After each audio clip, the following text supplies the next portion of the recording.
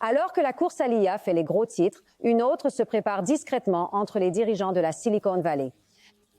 La course pour créer un être humain bio-ingénieré, un enfant. Le Wall Street Journal rapporte de manière extraordinaire qu'une petite entreprise, soutenue par nul autre que Sam Altman, chef d'OpenAI, a passé des mois à poursuivre un projet secret pour un bébé génétiquement modifié. Y a-t-il différentes lignées parmi nous? Je ne parle pas de lignées humaines.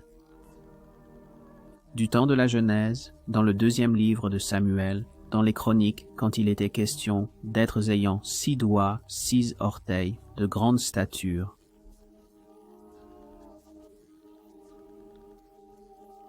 Les Néphilim.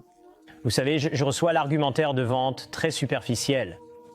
Et je ne veux pas dire superficiel pour être condescendant, mais honnêtement, je pense que c'est le premier pas d'un voyage en 100 étapes. Et c'est celui qui créera la demande, pour répondre à votre question. Je veux que mon enfant soit exempt de maladies génétiques. Alors comment pouvez-vous modifier génétiquement mon enfant pour garantir qu'il n'ait pas de maladie cardiaque? Je suis certain que la demande sera énorme pour ça.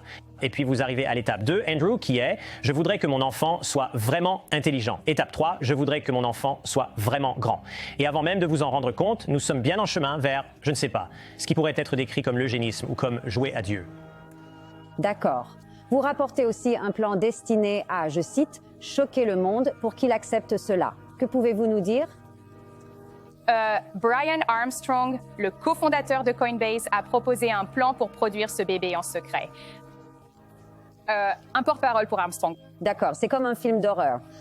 Je dirais qu'un porte-parole pour Armstrong nous a dit qu'il avait proposé ce plan uniquement pour souligner à quel point c'était une mauvaise idée et qu'il ne suggérerait jamais d'agir de cette manière préventive. D'accord, donc ils disent que c'est pour prévenir les maladies héréditaires. Mais où est la limite? Jusqu'où avant de s'assurer que les jambes sont longues, les seins sont gros, les yeux sont bleus et qu'ils sont super intelligents? Eh bien, un autre ensemble de startups sur lesquelles nous avons rapporté font quelque chose de légèrement différent de l'édition d'embryons. Cela s'appelle le dépistage polygénique. Et certaines de ces entreprises se dirigent déjà dans cette direction.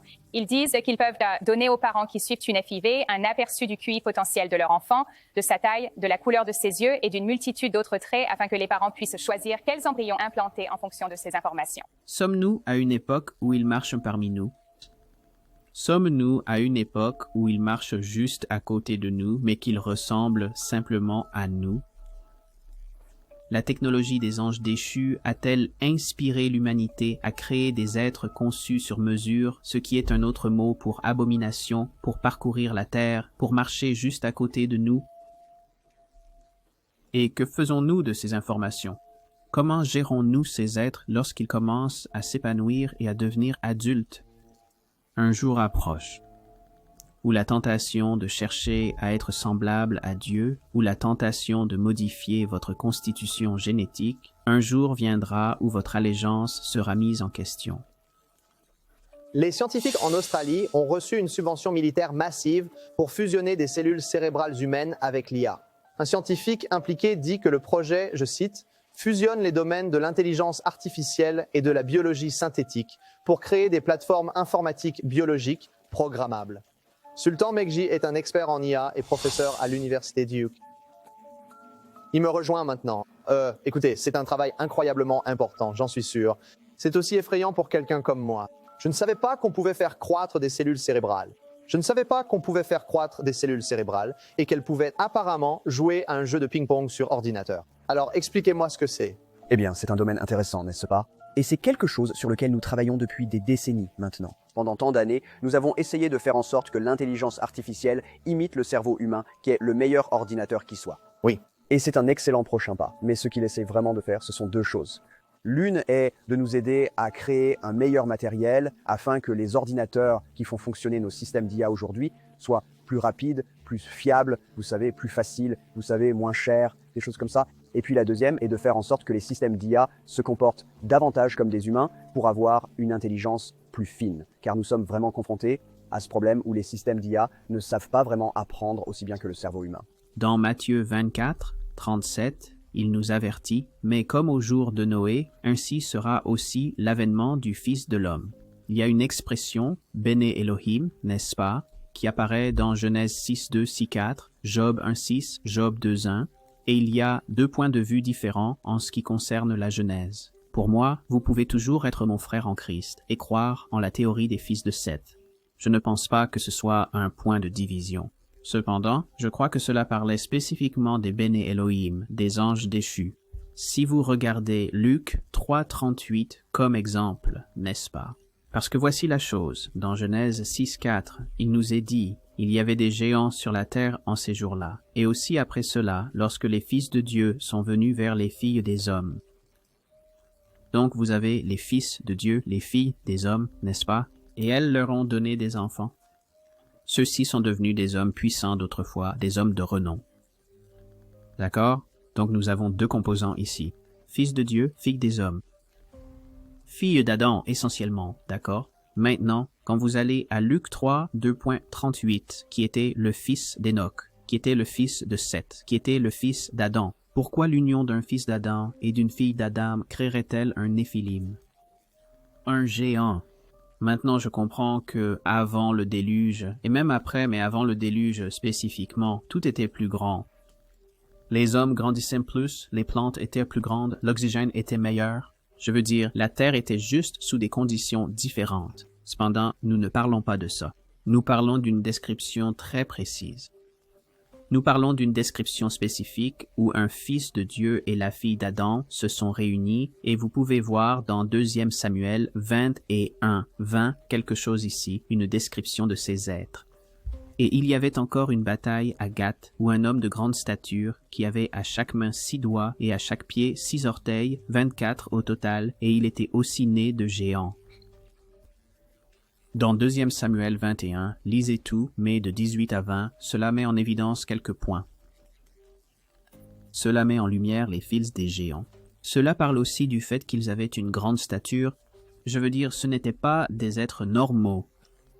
1er Chronique 26. Et encore une fois, il y avait une guerre à Gath, où un homme de grande stature, dont les doigts et les orteils étaient 24, 6 à chaque main et 6 à chaque pied. Il était aussi le fils de géant. Donc, si Genèse 6.4 parle des filles des hommes, filles d'Adam, n'est-ce pas? Et c'est la théorie des fils de Seth. Mais Luc 3.38 vous dit que Seth était un fils d'Adam. Pourquoi un fils d'Adam et une fille d'Adam créerait-il un tel être? C'est pourquoi je suis d'accord avec le fait que je crois que ce sont des entités, des anges déchus, qui se mélangeaient avec l'humanité. Et vous pouvez voir cela décrit dans de nombreuses autres civilisations. Dans la culture grecque, chez les Mayas, vous le voyez partout dans le monde. Alors là, c'est vraiment incroyable. J'espère que vous êtes assis, vous êtes prêts pour ça. Les scientifiques en Chine développent un appareil qu'ils appellent un robot de grossesse. Voici ce qui se passe. Il a un utérus artificiel et dans son abdomen, qui recevrait des nutriments par un tuyau, le robot serait capable de porter un fœtus pendant environ 10 mois avant de donner naissance. Vous avez bien entendu. On ne sait pas clairement comment l'ovule fécondé serait implanté ou comment le robot accoucherait. Cela ressemble à un film de science-fiction. Habituellement, c'est là que The Matrix entre en jeu et Neo doit venir sauver l'humanité. Engager un humanoïde pour porter un bébé coûterait environ 14 000 $. C'est une fraction de ce qu'un substitut humain serait payé. Si tout se passe comme prévu, le prototype pourrait être prêt dès l'année prochaine. Il reste encore tant de questions. Si vous appréciez cette émission jusqu'à présent, seriez-vous assez aimable pour simplement appuyer sur le bouton pouce en l'air et laisser un commentaire et envisager de partager cette émission? Cela aide énormément les chaînes non monétisées. D'accord? Merci beaucoup de le faire. Et aussi, si vous souhaitez soutenir ce ministère, nous apprécierions cela également. Que Dieu vous bénisse. Ce que vous voyez à l'écran n'est pas de la science-fiction. C'est un fœtus d'agneau. À la place de la mère se trouve cet utérus artificiel. L'expérience provient de l'hôpital pour enfants de Philadelphie. Ce n'est qu'une première étape. Et si les Écritures sont vraiment vraies, et elles sont vraiment vraies, et elles nous disent que les derniers jours seront comme les jours de Noé, regardez ce qu'ils vous disent aux nouvelles. Ils inondent les téléviseurs. Ils inondent le divertissement avec du divertissement d'anges déchus. Nous sommes en 2025 et nous dirigeons vers 2026, donc ils ne vont pas vous dire que ce sont des anges déchus, mais ils inondent vos téléviseurs avec des informations sur des créateurs extraterrestres. Ils vous disent qu'ils font de la rétro-ingénierie des technologies parce que la réalité est qu'ils essaient toujours de rattraper leur monde d'avant le déluge, les amis. La réalité est que, avec la technologie, ils ont menti à l'élite de ce monde, car tout ce que Satan essaie de faire, c'est créer sa propre version de l'omniprésence. Satan n'est pas omniprésent. Satan est un ennemi vaincu. Satan est une créature créée, d'accord, qui s'est rebellée. Il avait le libre arbitre et s'est rebellé. Il est sans excuse. Mais il veut être comme le Très-Haut. Et le Très-Haut nous a donné le Consolateur, le Saint-Esprit qui nous enseigne toutes choses. Dieu est omniprésent. Satan ne l'est pas, mais avec l'IA, la technologie et le calcul quantique, et ce n'est rien comparé à ce qui arrive, les amis. Lentement mais sûrement, ils essaient de ramener l'humanité à ce qu'elle était avant le monde antédiluvien. Ils veulent savoir tout ce que vous faites. Ils veulent savoir tout ce que vous pensez. Ils veulent tout savoir sur vous. Et ensuite, vous associez cela au fait que les esprits familiers utilisent toutes ces informations contre vous pour vous tromper davantage. Ce que vous avez est un monde de complètes entités diaboliques. Pensez-vous que les Néphilims marchent parmi nous aujourd'hui? La Chine parle de super soldats. Ils créent des super soldats en modifiant leur patrimoine génétique. C'est quelque chose dont on parle depuis les années 2000. Si c'est le cas, vous avez des Néphilims âgés de 20 à 25 ans marchant parmi nous. Vous savez, l'édition génétique, c'est sûr, c'est juste une des façons dont, vous savez, la Chine essaie de essentiellement dominer la planète et établir les règles dans l'ordre mondial. Et pourquoi c'est si important et les gens doivent comprendre que c'est un régime autoritaire. Ils ne se soucient pas des droits individuels des personnes. Nous avons vu ce qu'ils ont fait aux Ouïghours. Nous avons vu ce qu'ils ont fait à Hong Kong. Il s'agit de mettre l'État en premier et c'est exactement l'opposé de ce qui a toujours fait la grandeur de l'Amérique. Quelle est votre réaction? Nous avons parlé de ce qu'ils font avec l'utilisation de l'intelligence artificielle dans l'armée, mais pour réellement faire cette édition génétique et avoir ce programme pour tester les membres de l'OLP, 2 millions de communistes, pour essayer de les rendre meilleurs et plus aptes à affronter les conditions météorologiques extrêmes, plus aptes à faire face aux attaques chimiques. Assez extraordinaire jusqu'où ils vont, général. Oui, ce n'est pas surprenant. Vous savez, comme l'a dit le directeur Radcliffe, c'est un régime autoritaire. C'est un régime répressif qui a comme priorité de contrôler constamment ses citoyens. Et le fait qu'ils essaient d'utiliser des outils d'édition génétique pour changer la nature des êtres humains n'est pas surprenant. Et si les parents qui emmènent leur bébé pour les designers, et s'ils inséraient dans cet ADN des sortes de mécanismes comme avec MK Ultra où ils peuvent les activer en appuyant sur un bouton? Si vous voulez la vie éternelle, vous pouvez la trouver en Jésus-Christ. Mais il vous propose la vie éternelle par le téléchargement de l'esprit. Il vous propose la vie éternelle en téléchargeant votre conscience dans un autre avatar. C'est une tromperie des anges déchus. Et rien de tout cela n'est nouveau sous le soleil, mais je regarde les extraits d'actualité, et depuis le mois dernier, ils inondent à nouveau les télévisions avec ça. Combien de divulgations sur les ovnis avez-vous besoin pour comprendre qu'ils vous disent ouvertement qu'ils parlent à des entités? Éphésiens 6, 12 nous dit « Nous ne luttons pas contre la chair et le sang. » Ce sont les mêmes entités qui jettent un coup d'œil à cette dimension, et on leur donne maintenant l'autorité. Et l'humanité les a accueillis librement, avec son libre arbitre, dans ses foyers. Satan n'a plus besoin d'une planche Ouija, il a ChatGPT. Satan n'a pas besoin d'une émission sur les activités paranormales. Souvenez-vous quand ils allaient réellement là-bas avec un enregistreur et disaient « Parle-moi, démon ». Allez sur ChatGPT, allez à toutes ces méthodologies. Satan est libre de se déplacer, mais il se déplace dans leur version, mais il vient comme un ange de lumière au nom de la commodité. Alors les gens l'ont accepté. Et à mesure qu'ils l'acceptent de plus en plus, un point de décision va arriver où ils proposeront à l'humanité un essai gratuit de Neuralink. Vous savez, vous aurez Neuralink Basic et Neuralink Plus. Venez profiter du niveau gratuit de Neuralink avec ce microchip. Êtes-vous fatigué de porter un téléphone? Êtes-vous fatigué de taper votre recherche Google? Ne souhaitez-vous pas pouvoir simplement le penser télépathiquement et avoir automatiquement l'information? Eh bien, avec Neuralink Plus, vous pouvez avoir cela aujourd'hui. Ils vous vendront la commodité. Nous sommes dans les jours de Noé, mais ce n'est rien de nouveau sous le soleil. C'est la même tromperie. C'est le même mensonge. C'est le même mensonge présenté sous une autre forme. L'esprit qui était en Nimrod, cet esprit antéchrist, reconstruit une tour en rébellion contre le Très-Haut.